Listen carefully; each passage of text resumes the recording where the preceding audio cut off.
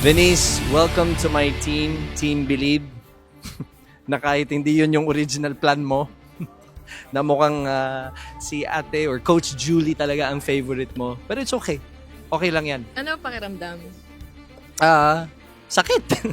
Sakit yung yung nagpe-perform yung bata, yung umikot ka na, tapos bigay todo siya, tapos hindi kayo umiikot, ang lungkot niya, kahit nakaharap ako sa kanya, ang lungkot niya akong tignan. Nakaganito siya sa akin.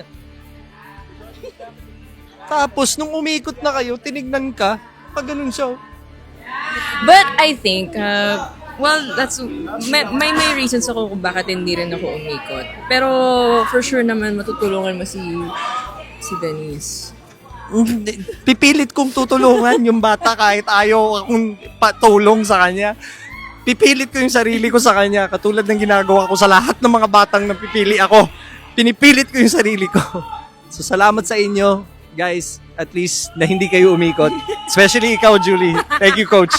Appreciate that. You really take one for the team, huh? She was really good and great song choice.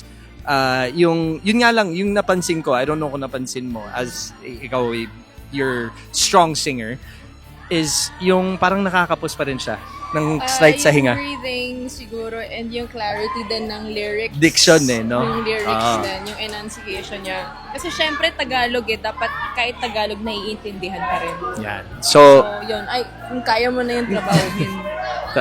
Tingnan mo, i-record nyo to, i-keep nyo, tapos padala nyo sa akin para ipadala ko yung video sa kanya. Para galing kay Coach Julie.